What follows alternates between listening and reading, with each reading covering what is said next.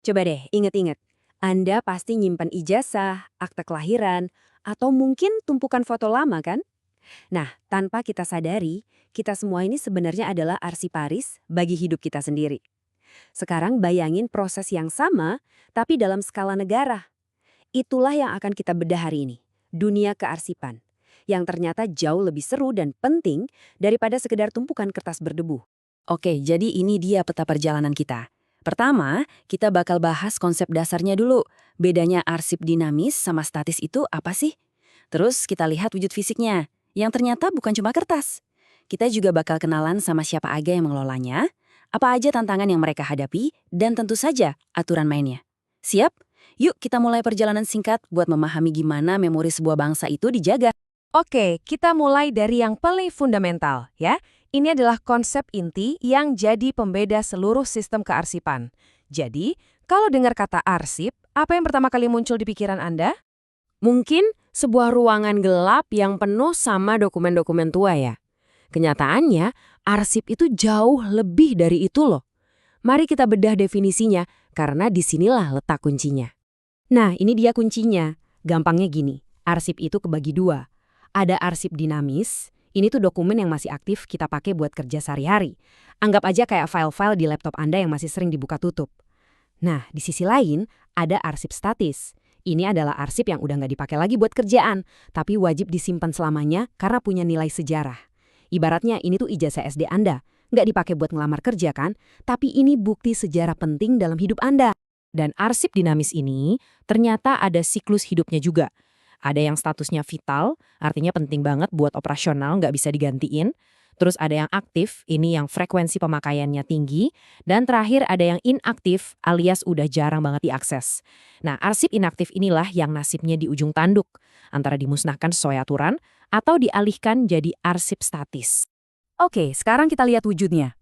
Kalau ngomongin arsip, jangan coba bayangin kertas ya. Bentuknya itu bisa macem-macem banget dan jadi cerminan zamannya. Ya, tentu aja yang paling klasik adalah arsip tekstual. Ini dokumen-dokumen berbasis kertas yang kita semua udah kenal lah ya, kayak surat, laporan, dan catatan-catatan penting lainnya. Nah, ini yang seru. Sejarah itu nggak cuma direkam di atas kertas, ada juga arsip audiovisual. Bayangin deh, roll film, kaset video, foto-foto bersejarah, bahkan rekaman suara di piringan hitam. Semua ini nyimpen potongan momen dan emosi yang nggak bisa diceritain pakai teks doang. Terus, ada juga arsip kartografi dan arsitektur. Peta kuno kayak gini tuh bukan cuma soal geografi masa lalu loh. Ini adalah cerita tentang kekuasaan, perdagangan, dan peradaban. Sama juga kayak denah bangunan bersejarah. Itu merekam visi dan teknologi arsitektur pada masanya. Keren kan? Dan daftarnya nggak berhenti di situ aja. Dulu ada mikrofilm yang jadi solusi penyimpanan sebelum era digital. Dan sekarang kita masuk ke era arsip elektronik, di mana hampir semua rekaman informasi, ya bentuknya digital. Oke, kita udah tahu jenis dan bentuknya macam-macam. Terus pertanyaannya, siapa sih yang bertanggung jawab ngurusin semua ini? Ternyata ada sebuah sistem yang rapih dengan pembagian tugas yang jelas banget. Nah, diagram ini ngejelasin alurnya dengan sangat baik. Gampangnya, ada dua jalur utama dalam pengelolaan arsip. Coba kita lihat satu persatu ya. Di satu sisi, ada yang namanya pencipta arsip. Ini adalah lembaga-lembaga kayak kementerian, pemerintah daerah, atau universitas yang ya emang kerjaannya menciptakan dokumen setiap hari. Tugas mereka adalah mengelola arsip dinamis, dari sejak dibuat sampai dokumen itu nggak aktif lagi. Jadi intinya, mereka ini yang ngurusin arsip-arsip yang masih hidup.